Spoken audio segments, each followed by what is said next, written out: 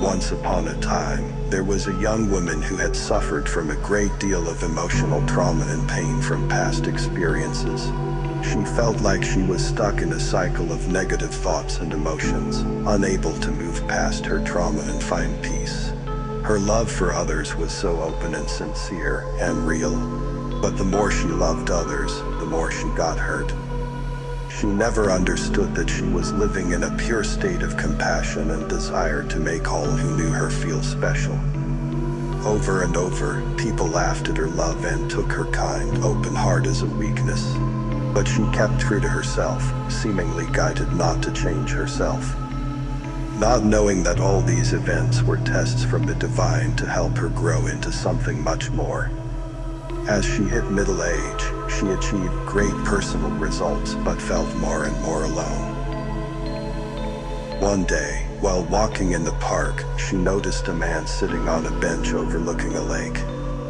She was drawn to him and decided to sit next to him and start a conversation. Divine guidance was at play, and she was drawn to this moment. The man was a wise and kind soul.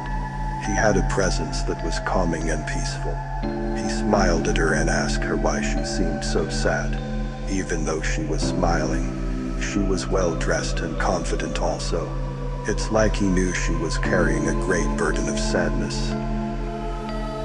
The woman opened up to him and told him of her struggles with her emotional pain. She talked of her fear of being stuck in her cycle of negative thoughts and emotions, of how it felt like she was doomed to repeat the same patterns of pain and trauma over and over again. How no one sees her intentions and who she is. Like she was a ghost to most people, she just wanted her intentions to be seen and reciprocated. The man smiled at her and told her a story about the power of the mind and the power of faith. He explained how the mind is an incredibly powerful tool and can be used to heal emotional trauma. He told her that if she used her mind to focus on positive thoughts and to have faith in a brighter future, she could transform her life. He explained to her desire to share love and compassion with others was pure and natural, and that most people that hurt her had their trauma and fear that caused them not to be open to her vibration.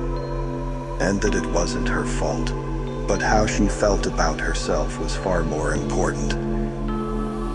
She listened carefully and was hit with many self-realizations.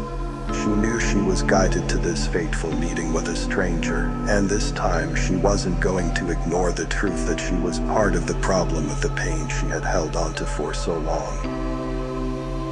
The woman was so grateful to the man for his story and his wisdom, and she thanked him before continuing on her journey. What seemed like a simple encounter was a divine gift to propel her beyond.